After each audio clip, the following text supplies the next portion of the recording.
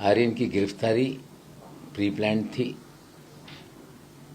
उगाही के लिए उन्हें पकड़ा गया। 25 करोड़ की डील को 18 करोड़ में तय किया गया और सेल्फी के कारण वो डील बिगड़ गई और उसे फर्जी तरीके से गिरफ्तार किया गया। उनके पैदाइशी दाखिले से लेकर स्कूल के कागजात, शराब खाने का लाइसेंस, उनके पिताजी एक्साइज डिपार्टमेंट में थे फिर भी माइनर को लाइसेंस दिलाने का काम किया। स्वयं एक IRS ऑफिसर रहते हुए शराब खाने का कंडक्टिंग लाइसेंस होते हुए वो भी सच्चाई उन्होंने छुपाई। अभी तक ये चीजें हमने सामने लाई थी और आज एक नई जानकारी लोगों के सामने हम ला रहे हैं कि ज्ञानदेव उर्फ दाऊद वानखेड़े, उनकी पत्नी का जब देहांत हुआ 16 अप्रैल 2015 में, उससे पहले जिस तरह से हाई कोर्ट में डिफेमेशन का केस डाला, उसमें उन्होंने एक अपनी लेट पत्नी का एफिडेविट दिया है जो 6 फरवरी 2002 को बना था, जिसमें वो कहते हैं कि मेरी पत्नी ने हिंदू धर्म स्वीकार किया है। वो एफिडेविट मैं आपको शेयर कर रहा हूं। हम आपको बता दें कि देश में, महाराष्ट्र में धर्म परिवर्तन करने के लिए कोई एक एफिडेविट ही ये कोई दस्तावेज नहीं होता। कोई धर्म परिवर्तन करता है तो बाकायदा उसका गजट करवाना पड़ता है और सरकारी रिकॉर्ड में सारी चीजें दर्ज होती हैं कि फला व्यक्ति, महिला हो या पुरुष, सज्ञान जो एडल्ट हो, अपनी मर्जी से धर्म परिवर्तन करता है तो गजट करके उसकी सूचना लोगों तक दी जाती है। इस केस में इस तरह का कोई मामला उन्होंने सामने या प्रूफ नहीं लाया है। पूरा परिवार दोहरी पहचान बनाए रखा। पिताजी का दोहरा पहचान दाऊद और ज्ञानदेव के नाम से उनकी पहचान बनी रही। जिस तरह से एफिडेविट ला रहे हैं, मां का भी दोहरा पहचान उन्होंने बनाकर रखा। बहन की दोहरी पहचान है और स्वयं समीर वानखेड़े की भी डुअल आइडेंटिटी बना के रखकर उन्होंने पूरे लोगों को धोखा देने का काम किया, फर्जीवाड़ा रचने का काम किया। जीवन में मुसलमान बने रहे, सरकारी नौकरी हासिल करने के लिए कागज में हेरा फेरी करके शेड्यूल कास्ट का सर्टिफिकेट बनाया, सरकारी नौकरी हासिल की, एडमिशन में लाभ लिया और हद ये हो गई कि उनकी पत्नी के देहांत के बाद, कोकिला बहन अस्पताल में उनका देहांत हुआ था, कॉज ऑफ डेथ का कागज लेकर महानगर पालिका के जो ओशिवरा में शमशान भूमि है जहां पर DRK इश्यू होता है अंतिम संस्कार के लिए, वहां पे 16 अप्रैल 2015 को एक सर्टिफिकेट बनाया गया जिसमें मुस्लिम करके सर्टिफिकेट इशू हुआ। वो सर्टिफिकेट लेकर ओशिवरा वेलफेयर मुस्लिम कब्रिस्तान जोगेश्वरी वेस्ट में उनका अंतिम संस्कार मुस्लिम रिचुअल के हिसाब से किया गया। स्वयं समीर वानखेड़े ये कहते रहे हैं कि मैं अपनी मां के कब्र पे जाता हूं तो मेरी लोग पीछा करने का काम करते हैं। और आश्चर्यजनक बात यह है कि एक दिन बाद 16 अप्रैल 2015 को फिर डेथ सर्टिफिकेट बनवाया गया, जो हिंदू लिख कर डेथ सर्टिफिकेट बनाया गया। ये दोहरी पहचान का और एक मामला सामने आया है, फर्जीवाड़ा सामने आया है कि जीते जी तो लोगों ने फर्जीवाड़ा किया, लेकिन एक महिला के देहांत के बाद भी उन्होंने फर्जीवाड़ा छोड़ा नहीं। अंतिम संस्कार के लिए एक अलग सर्टिफिकेट बनवाया और सरकारी रिकॉर्ड पर चीजें सामने रखने के लिए दूसरा सर्टिफिकेट बनाया ताकि उनकी संपत्ति मिले, नौकरी शेड्यूल कास्ट की हिंदू बनकर ली थी, वहां पे कागजात दाखिल करना है तो वो दाखिल करना पड़े। इनके फर्जीवाड़े का और एक सबूत हमने लोगों के सामने रखा है। निश्चित रूप से आज कोर्ट में जिस तरह से सिंगल बेंच का ऑर्डर आया था, उस ऑर्डर के खिलाफ वो डबल बेंच में गए। हमारे भी वकील वहाँ हैं, सारी बातें सामने रखेंगे और न्यायालय में वो मामला चल रहा है। दूसरी एक बात आज बहुत महत्व की सामने आई है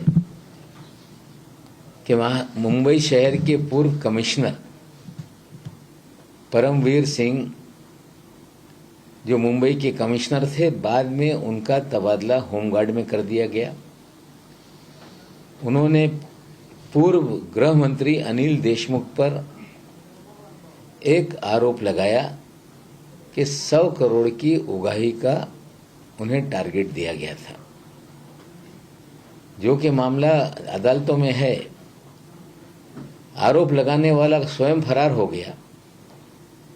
वजह के नाम से आरोप लगाया गया। वजह कह रहा है कि इस तरह की कोई बात मेरे पास बताने के लिए नहीं।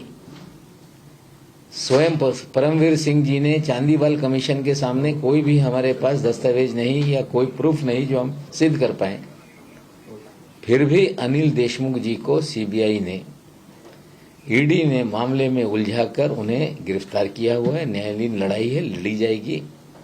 वे निर्दोष हैं, हम साबित करेंगे। लेकिन जिस कमिश्नर के आरोप पर ये कार्रवाई शुरू हुई, वे स्वयं मई महीने से फरार हो गए। पुलिस लगातार उन्हें खोज रही थी। सम्मन चांदीवाल कमीशन से जारी हो रहा था, पुलिस की तरफ से जारी हो रहा था।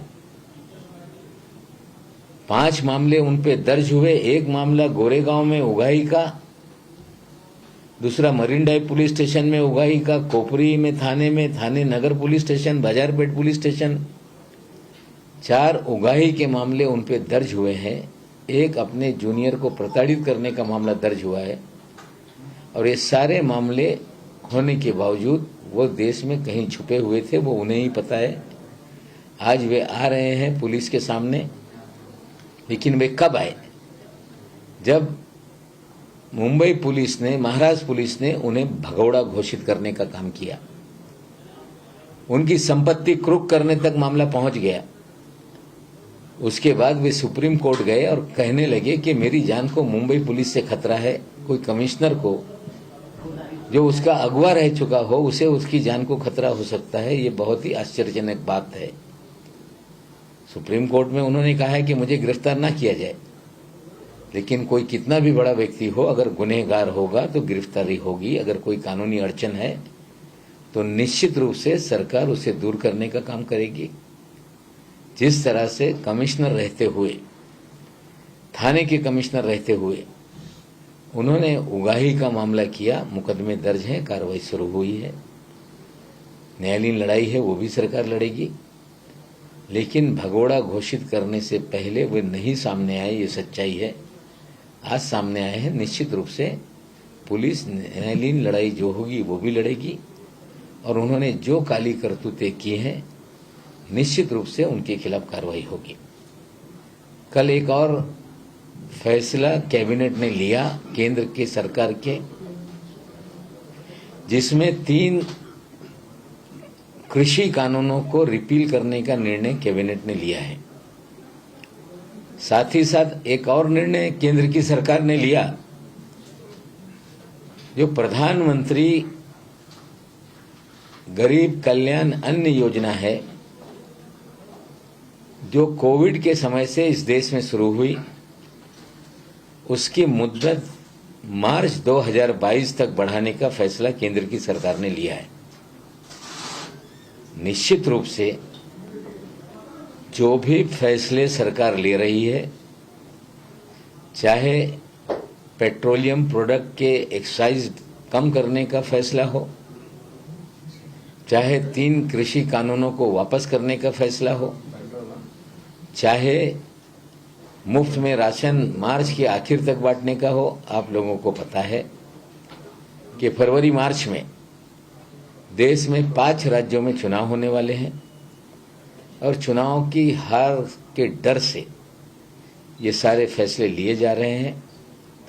निश्चित रूप से भारतीय जनता पार्टी उत्तर प्रदेश, उत्तराखंड, गोवा, पंजाब, मणिपुर इन सारे राज्यों में हार रही है और हार को बचाने के लिए इस तरह के फैसले लिए जा रहे हैं, लेकिन हार उनकी निश्चित है।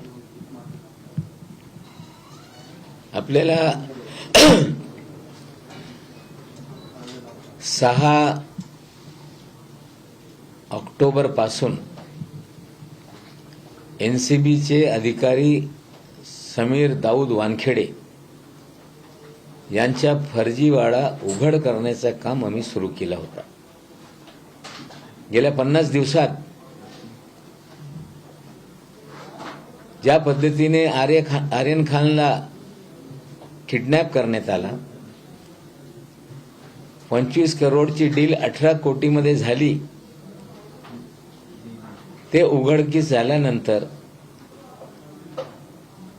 या व्यक्तींनी यांच्या घरातल्या लोकांनी बरेचसे फर्जीवाडे केलेले आहेत। जन्माच्या दाखल्यामध्ये फेरफार करण्यात आला, शाळेच्या दाखल्यामध्ये फेरफार करण्यात आला, बोगस सर्टिफिकेट घेऊन सरकारी नोकरी घेण्यात आली,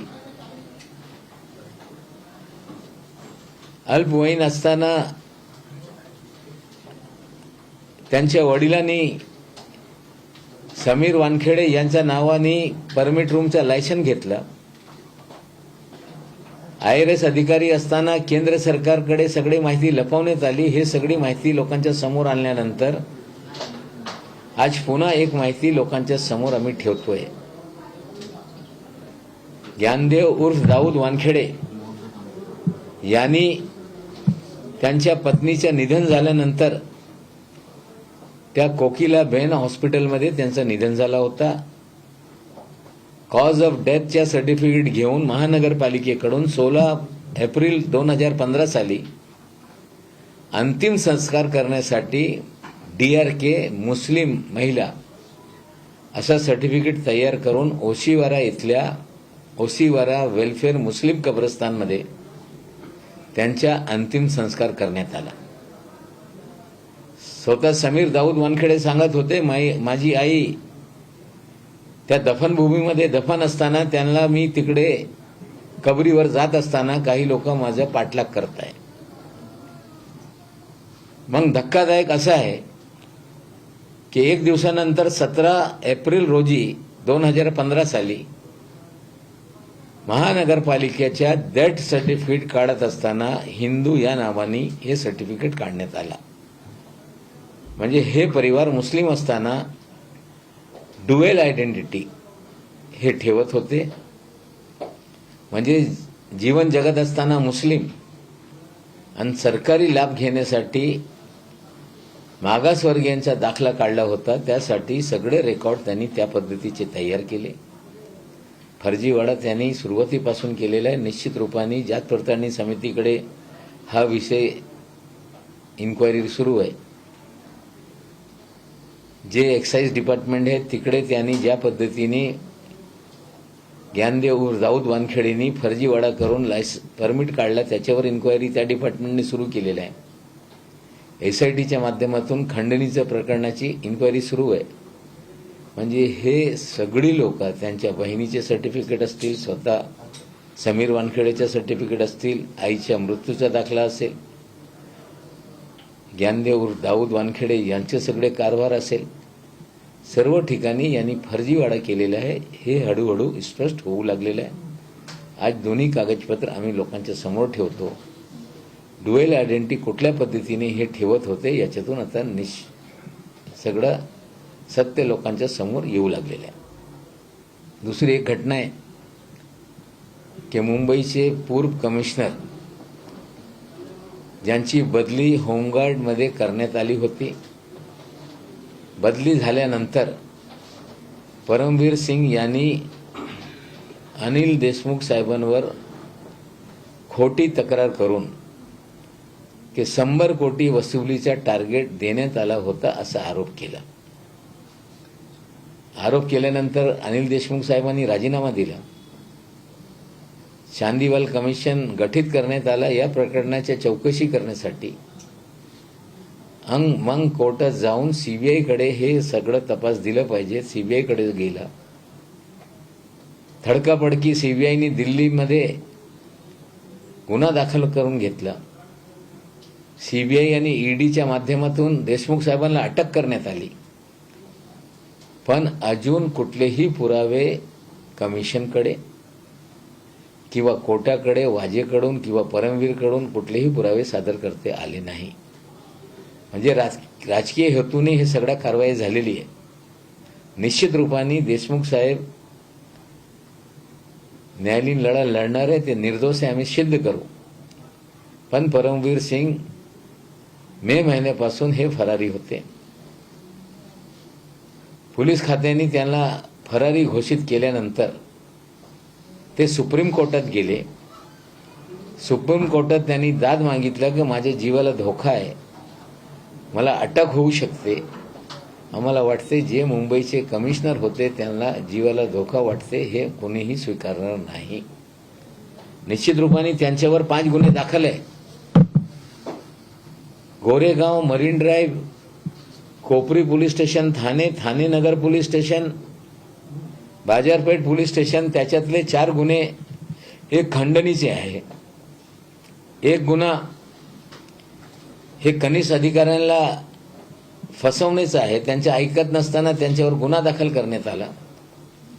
म्हणजे जो पोलीस कमिशनरच्या पदावर होता आणि पदावर बसून खंडणी वसूल करत होता, लोकांसमोर आल्यानंतर गुन्हा दाखल झाला, लपून राहिले, फरारी घोषित झाल्यानंतर सुप्रीम कोर्टामध्ये गेले आणि अटक करू नये असा आदेश त्यांनी मिळवलेला आहे. निश्चित रूपाने या देशाचे कायदे कुणालाही कुठलेही संरक्षण देत नाही. कायदेपेक्षा कोणी मोठा नाही. न्यायालयीन लढा असेल तर निश्चित रूपाने सरकार आणि पोलीस खात्यात ते त्यांच्यावर कारवाई करण्यासाठी जे काही शक्य होईल ते करतील. पण फरारी घोषित केल्यानंतर आज ते समोर आलेले आहे. निश्चित रूपाने पोलीस कुणावर अन्याय करणार नाही. पण जे कोणीही गुन्हा केला असेल तर त्यांनाही पोलीस सोडणार नाही, सरकार सोडणार नाही. त्यांच्यावर कारवाई होतील आणि फरारी घोषित केल्याशिवाय ते समोर येत न होते. आता हे स्पष्ट झालेले आहे. काल केंद्र सरकारने 2 निर्णय केलेले आहेत. मोदी साहेबांनी देशाला संबोधन करत असताना 3 कृषी कायदे मागे घेण्याची घोषणा केली होती आणि काल केंद्रीय कॅबिनेटने तो निर्णय पारित केलेला आहे. त्याचबरोबर प्रधानमंत्री गरीब कल्याण अन्न योजनेच्या मुदत 2022 मार्च पर्यंत वाढवण्यात आलेल्या आहे. पोटनिवडणुकीमध्ये पराभूत झाल्यानंतर अंदाज आलेला आहे की या 5 राज्यामध्ये निवडणुकीत भाजप हे भूसपाट होणार आहे. उत्तर प्रदेश असतील, पंजाब असतील, उत्तराखंड असतील, गोवा असतील, मणिपूर असतील, या ठिकाणी भाजप जिंकू शकत नाही. हे अहवाल आल्यानंतर या देशामध्ये डिझेल पेट्रोलची एक्साईज कमी करण्यात आल्या. कालपर्यंत शेतकरी आतंकवादी आहे, मूठभर शेतकऱ्यांसाठी हे आंदोलन सुरू आहे, ते कायदे 3 मागे घेण्यात आले. आणि कोविडच्या काळामध्ये प्रधानमंत्री गरीब कल्याण अन्न योजना सुरू करण्यात आली होती. बिहारच्या निवडणुकी डोळ्यासमोर ठेवून त्याला मुदतवाढ देण्यात आली. नंतर बंगालच्या निवडणुकीसाठी आता 5 राज्याच्या निवडणुकी डोळ्यासमोर ठेवून हा मुदतवाढ म्हणजे निवडणुका फरवरीमध्ये असताना मार्च 2022 पर्यंत हे सगळं मुदतवाढ देण्यात आलेलं आहे. कितीही असे निर्णय झाले, आता लोकांना कळून सुटलेलं आहे की हे सरकार जनविरोधी, कामगार विरोधी, शेतकरी विरोधी आहे. त्यामुळे असे कितीही निर्णय झाले त्या 5ही राज्यामध्ये भाजपच्या पराजय निश्चित आहे आणि आता जनता त्यांना सोडणार नाही. थँक्यू. नाऊभाई, एसटीच्या संपात आता ज्या पद्धतीनं भाजपचे समर्थक 2 आमदार संपामध्ये पुढे येताना सुरू होते, पण त्यांनी अचानक आता माघार घेतली आणि ते म्हटले की आता कामगारांनी त्यांच्या संपाच्या संदर्भात निर्णय घ्यावा. जवळपास 15 दिवस ते नेतृत्व करत होते. असं आहे की या देशामध्ये कुठलेही रोड ट्रान्सपोर्ट कॉर्पोरेशन हे शासकीय मालकीचे नाही. उलट जिथे भाजपचे सरकार आहे त्या राज्यांमध्ये सरकारी गाडीच नाही आहे. प्रायव्हेट गाडी भाड्याने घेऊन ते सगळे चालवत आहे. महाराष्ट्र एकमेव राज्य आहे ज्याला लालपरी आपण म्हणतो एसटी. ती एसटी या राज्यातले ग्रामीण भागातल्या जनतेची एकमेव सवारी आहे. या राज्याच्या कानाकोपऱ्यापर्यंत एक एक गावापर्यंत ही सेवा ही महामंडळाच्या माध्यमातून देण्यात येत आहे. निश्चित रूपाने एसटी महामंडळ तोट्यात असताना बरेच काळ वेळेवर पगार झालेला नाही, बोनस वेळेवर मिळत नव्हता. पण पहिल्या दिवसापासून सरकारी तिजोरीतून एसटी महामंडळाला मदत देण्याची भूमिका स्वीकारली. त्या उलट सरकारची भूमिका होती की पगार वेळेवर मिळाले पाहिजे. महागाई वाढत असताना कामगार आणि कर्मचाऱ्यांचे पगार वाढले पाहिजे.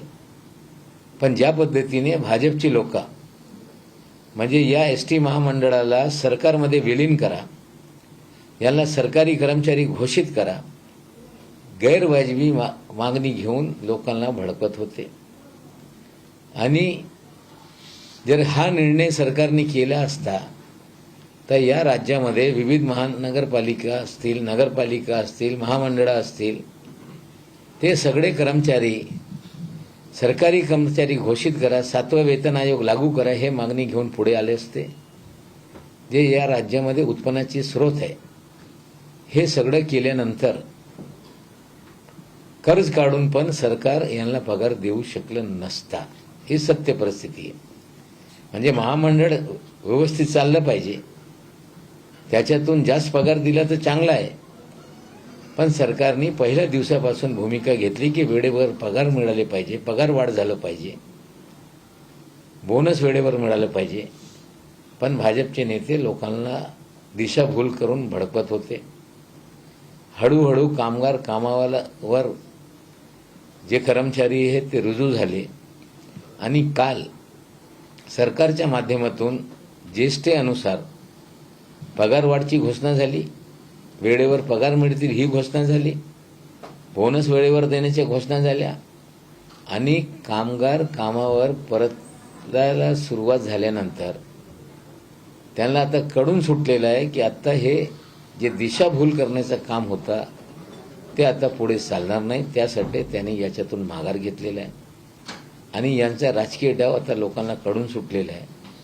पण जे भाजपचे आमदार ज्यांना भाजपने पुढे केला होता त्या लोकांना कळलं पाहिजे की या देशामध्ये प्रायव्हेट जे काही पब्लिक सेक्टर अंडरटेकिंग सेक्टर आहे, PSUs आहे, ते सगळं खाजगीकरण करण्याचं काम केंद्राचं सरकार करते. आम्ही कुठलेही महामंडळ हे खाजगीकरण करत नाही. लालपरी आमची आहे, याची एक ओळख आहे. या ग्रामीण जनतेसाठी कुठेतरी सेवा देणारी ही महामंडळ आहे. त्याला पुनर्जीवित करणे, तोट्यातून बाहेर काढणे जे काही शक्य असेल निश्चित रूपाने सरकार करणार आहे. उलट मागच्या बजेटमध्ये सरकारने घोषणा केली होती की आम्ही नवीन गाड्या या एसटी महामंडळाला देऊ. म्हणजे सुधारणा करणं हे आमच्या उद्दिष्ट आहे, चांगली सेवा देणं आमच्या उद्दिष्ट आहे, कामगारांना न्याय मिळवून देणं हे आमचे उद्दिष्ट आहे. आणि जे सगळं विकून काढण्याची धोरणं ज्याची आहे ते कामगारांची दिशाभूल करत होते. आता कामगारांना हळूहळू कळून सुटलेलं आहे, कामगार परत आहे, त्यासाठी त्यांनी काढता पाय याच्यातून केलाय. लास्ट वक्त जब हाईकोर्ट में हियरिंग हुआ था तो हाईकोर्ट ने 2-3 चीजों पर ध्यान दिया. एक तो हाईकोर्ट ने कहा था कि जो मुद्दे उपस्थित किए गए वो बहुत इंपॉर्टेंट है, लेकिन साथ साथ उन्होंने ये भी कहा था आपको कि आप वेरीफाई करके ट्वीट करें. और आज जब आपका ये ट्वीट आया तो कोर्ट में जब डबल बेंच जो सुनवाई चल रही है वहां पर बताया जा रहा है कि आप फिर से ट्वीट कर रहे हैं. आज नहीं, हमने ट्वीट किया है, वेरीफाई करके किया है। जो भी कागजात हमने रखे ये महानगर पालिका के दफ्तर से अर्जी दे के हमने निकाले हैं, कब्रिस्तान से निकाले हैं। कोई फर्जी दस्तावेज हमने नहीं रखा। हमने सारे दस्तावेज ये सरकारी दफ्तर के हैं, वेरिफिकेशन करके किया जाए, ये जामदार साहब का आदेश था। वेरीफाइड डॉक्यूमेंट हमने रखे हैं।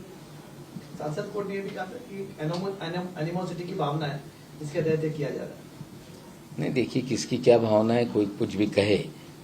अगर कोई अधिकारी सरकारी पद पे है, फर्जीवाड़ा करता है, वो पब्लिक सर्वेंट है, उसकी सारी चीज़ों को जनता के सामने लाना ये हमारा मौलिक अधिकार है और उस अधिकारों का हम इस्तेमाल कर रहे हैं। हमें लगता है कि उनके और बहुत सारी गलत चीज़ें हैं जो उन्हें डरा रही हैं। हमारी इन चीज़ों को सामने लाने के बाद एसआईटी 2 बन गई। एक एनसीबी की एसआईटी बनी जो उगाही के मामले की जांच कर रही है। कोर्ट के अंदर लोग चले गए, इनका फर्जी सर्टिफिकेट है नौकरी से हटाने के लिए। एक्साइज डिपार्टमेंट में जांच शुरू हो गई। महाराष्ट्र सरकार की एसआईटी बन गई, इनके सर्टिफिकेट को लेके कंप्लेंट 2 संस्थाओं ने किया है, उसके ऊपर जांच शुरू हो गई।